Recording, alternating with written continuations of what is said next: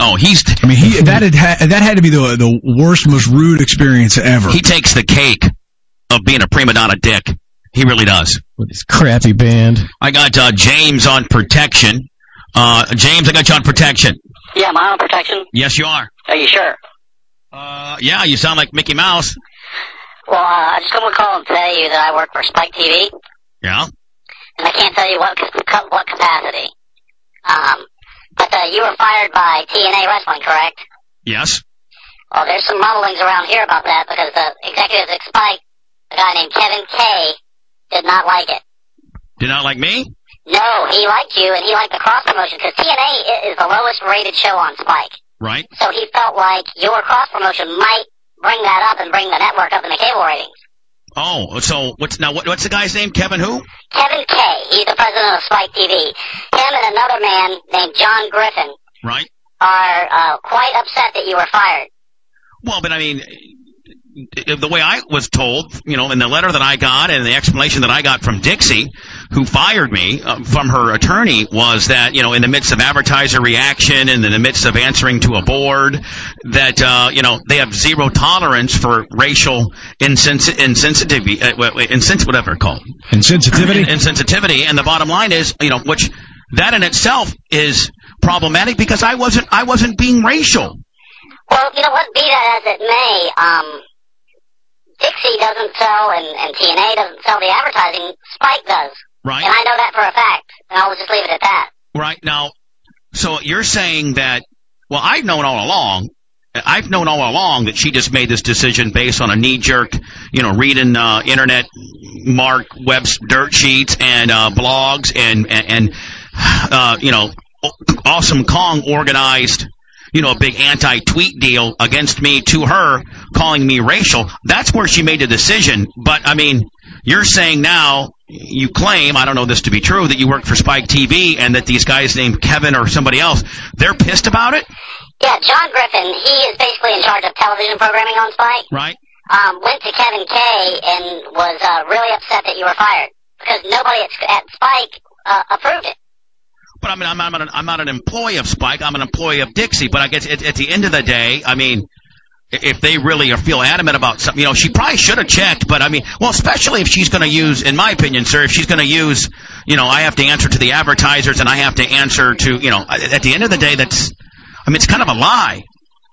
Well, and I think that she made that decision. This is just my opinion. She just made that decision and then later came up with the reasons for it because Spike TV really, when you look at the cable ratings as a network, needs to come up, and they thought that this could be a shot in the arm, getting all this exposure on your show. Wow. So I mean, are those two dudes that you mentioned, Kevin and Jim, or whatever the hell names are they? Have they had any discussions about maybe talking to Dixie about this? I don't know about talking to Dixie, but there's rumblings around here. That's all I can tell you. And the guy, anybody can look it up. His name is John Griffin, and he's in charge of programming on Spike. And Kevin K is the highest entity at Spike, and he only answers to people at Viacom. Wow. Well, it sounds like it sounds like you might know what you're talking about, but I wish that one of these people would call Dixie out and say, stop knee jerking. I mean, they got the Black Pope. They got Black Machismo. They got a black gay character that puts, men, looks like, men's milk that is supposed to be, men's sperm. They got interracial, dating and I mean, hey, I don't want to cause no problems because I got so many friends that work there. And this is, at the end of the day, if anything happens, it's going to affect the boys. And I just want to trot away quietly, and I don't want, sir, I can't help who calls me, and you obviously called me, but I don't know if I want to press this any further. Screw Dixie, and screw, some of the overthinkers over there, but God bless the boys, and it gives them an outlet to work. But I knew all along that she did this on her own. Sir, I don't know if you know you're obviously in the television business, if you know what a mark is, but she's a mark, and she makes her decisions based on following marks, and she should make her decisions based on business. She's got some good people over there: Terry Taylor, Hogan, Bischoff, Russo, Devon, Bubba Dudley, part of the booking crew. She's got some very talented guys. She needs to let those guys book, and she needs to take her pretty ass out of there and just, this can be her little toy that her daddy bought, And she needs to let the guys that have been in the business for a while control their destiny, and not her. Anyway, I don't know if you know anything about that, but I'm probably getting off on a tangent. But anyway, sir, thank you. And, do you think that at the end of the day, this Kevin Costner, what's his name? It's Kevin K. You think this Kevin K may call her out on the carpet over it? Well, yes, because they're concerned with one thing. Because you got to remember, Spike runs shows like Mansers and Deadliest Warrior, where they show you how to kill people. So controversy is not beyond them. Right. Well, all they care about is what is the ratings and what they're selling ads for. If you know what I'm saying, you're in radio, and the people that I deal with is how much they get for their advertising. Right. If you know what I'm saying. So at the end of the day, man, when she said she fired me because of possible advertiser reaction, there was no advertiser reaction. We hadn't even been on we didn't even do this on TV. No, because Spike TV, like for instance, we run Real Vice Cops Uncut, highly rated show. Right. But there's a lot of controversial stuff in that. Right. It's Vice things. Right.